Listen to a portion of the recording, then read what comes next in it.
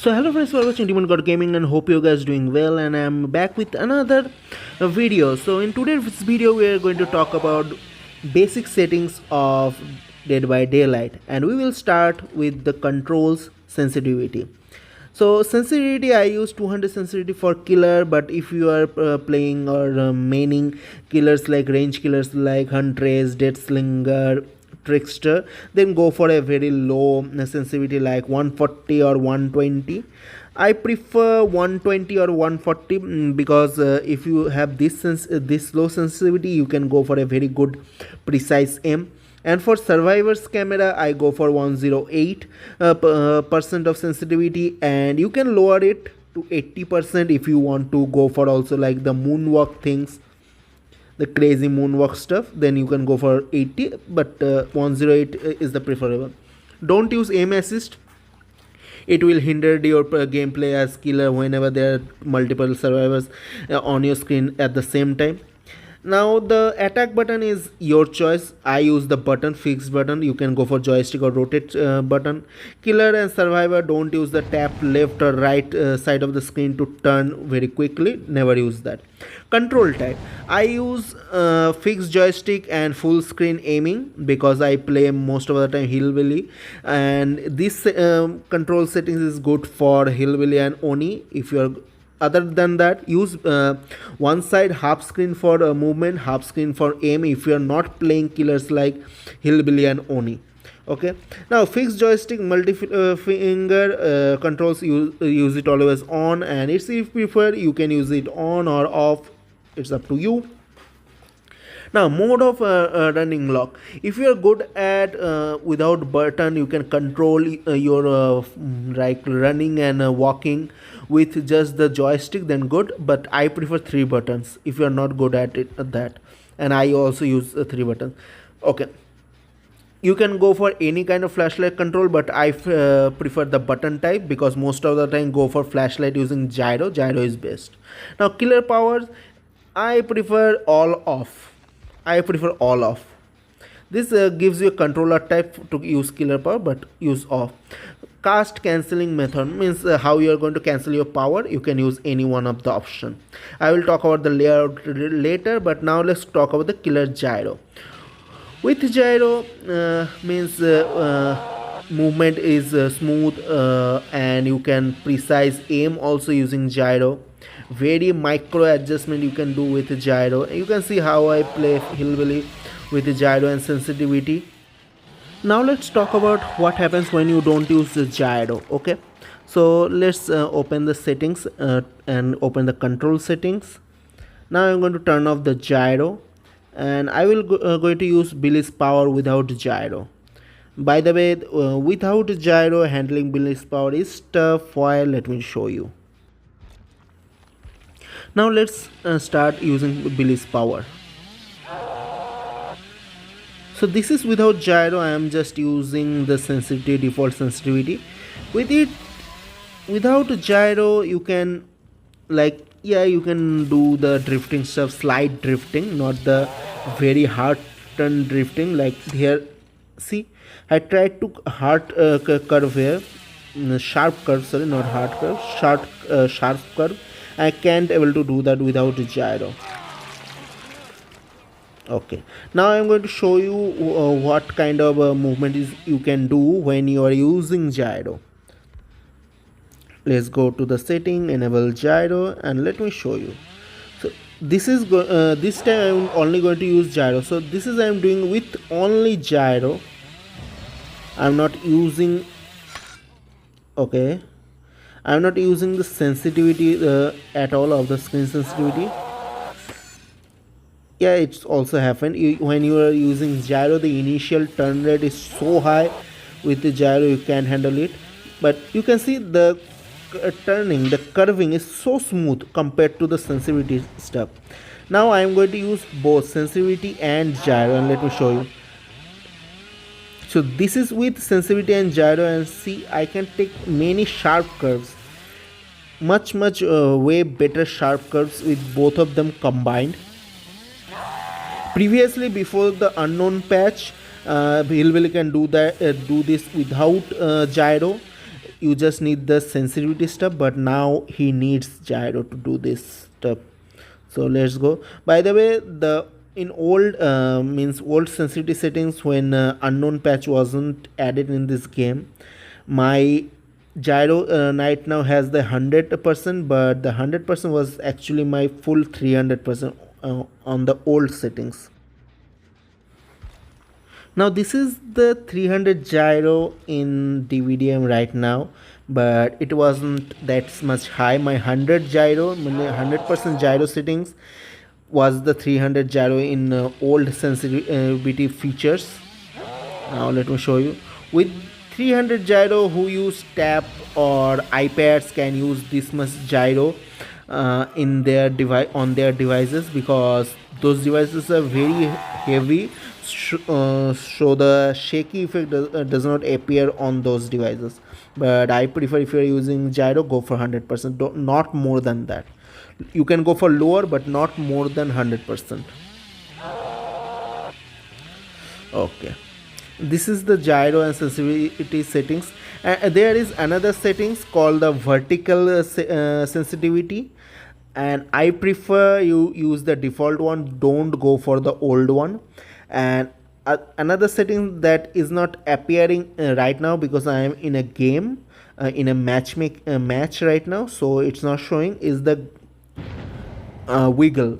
Always use the check based, I mean skill check based. Now let's talk about graphics.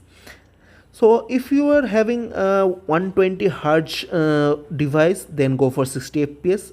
And if you have a 60 hertz and think that nowadays your game is lagging, go for 30 fps. 60 or 30, not less than 30, not 45, not more than 60. You can't have more than 60. Now when it comes to graphics, there's another thing. You may have a good processor or RAM, it may happen, but you need to check if your processor and RAM of high quality or not. You can check that using by installing CPU-Z. It's a system feature revealing software. You can use that to see what vendor provided you the RAM, what vendor provided you the processor. Based on that, you can choose the graphics settings. You can go for custom, ultra, high, medium, low. What I prefer, go for always medium or low if you are having a low end device or a budget device. Right here you can see, select ultra settings. This will consume more resources. Now resources means RAM space and more processing power.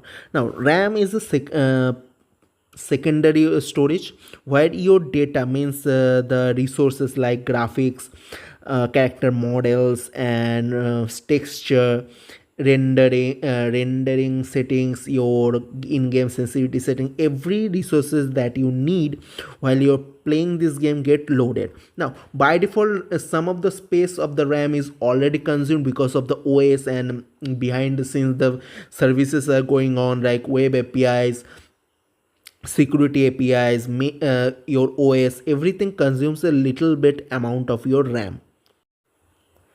So you have to always consider that how much space your OS is taking. If your device is very old, like my device, which is 4 years old, and I have updated many times my Android version, so now my RAM get consumed too much. Like most of the time 3 GB of my RAM is consumed for OS and other behind the scenes services, the services I talked about already. And I get only 5 GB RAM to play games, where when I'm playing the DVD, 2 GB is already get consumed of resources like the texture packs, character models, skins, maps, other whatever needs to be play the game. And the rest of the RAM, like 2 GB, 3 GB remains. It uses that to means to play the game on your device. So you have to consider those things and go for your settings. You can like maintain by seeing your RAM quality and processor quality. And if your device is very new, fresh new device and very expensive device, one of the expensive device like which are cost 30,000, 36,000, or have a huge RAM like 26 GB, 12 GB, or 16 GB RAM, you can go for ultra high settings. Now, anti-aliasing, dynamic shadows, full screen boom, these things also consume a huge amount of RAM and processing power. Rendering quality, go for low or medium. Means you can switch between low and medium. You can go for ultra for rendering quality also, but I prefer go for low or medium, and don't go for quality settings for high, as I told you it consumes a huge amount of RAM. So this is for graphics. Now I will go into the main menu, and I will show you some of the other settings and the layout, like how you should customize your HUD to play the game. Another settings I forgot to mention is the first person camera. Always have it to the max, means 122. It's best to counter 360 when you are playing killer. Now before going to the edit layout, before I explain this, I want to talk about sensitivity. Now nobody plays a game on a device for a very long time, means okay, so whenever you buy a new device, you get a huge amount of sensitivity issue. You have to adjust to new sensitivity, you have to learn the game on the sensitivity level from the scratch again. To avoid that, you can go for edpi. Edpi is a sensitivity setting formula used by pro players in PC games. You can use the same thing in mobile also. Now how that formula works is simple. You have to find your device DPI. DPI is dot per inch. Using CPU-Z you can get that. Install CPU-Z, open CPU-Z, and then go to the device prompt, device tab, and you will see there is a DPI column, sorry, not column, row, and you will find your DPI. Now my previous device has the DPI of 390, and my current device has 404. So how you will calculate the DPI? Now I am using 200 sensitivity. In previous device I also used 200 sensitivity. Now in this device I also adjusted right now, because before that I did not know the formula. So in previous device DPI is 390 and my sensitivity 200. Now I have to multiply both of them. The amount I get, the value I get, I have to divide it with my current device DPI, which is 404, and the sensitivity I get, I will have to set my current device sensitivity on that level, and this is how I can maintain the sensitivity difference as minimal as possible. So this is a formula you can use whenever you change your device.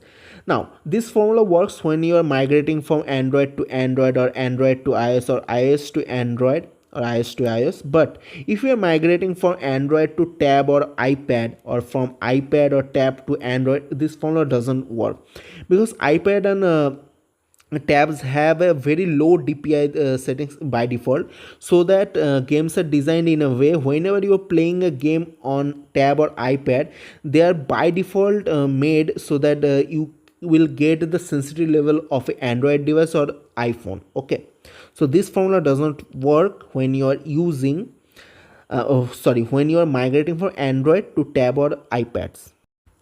Now let's talk about the layout. Now in my settings I have the cancel power cancel button and attack button on the top left corner, joystick in the bottom left corner, killer power on the top right corner, killer ability in the bottom right corner, so that when I am using pig or Ghostface I can easily crouch. Okay, because their ability is crouching. Now other than that, vault I have just below the killer power prompt, so that I can trigger it very quickly. In palette interaction or locker interaction button, and the like grabbing survivor or picking up survivor option in the middle of the screen. Now this is my survivor prompt, where I have the emotes on the top left corner, flashlight or item use prompt in the right just above the vault option. I use 3 button for running, walking, and crouching.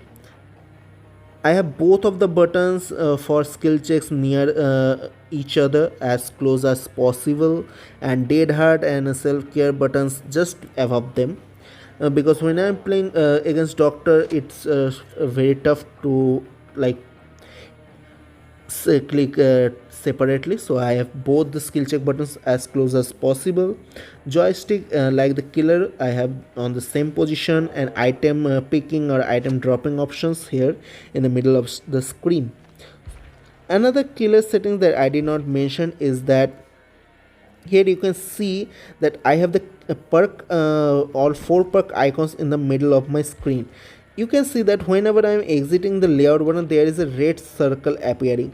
You have to set your perk icons, like 4 perk icons, in a way that the circle is right above it, and this icon can help you to aim when you're playing killers like trickster, huntress, or clown. Or plague. It will help you to aim precisely. It's the perk icons tip will work as a cross and will help you to aim precisely. Okay, so see you all next time with another video. To the age of cybernetics.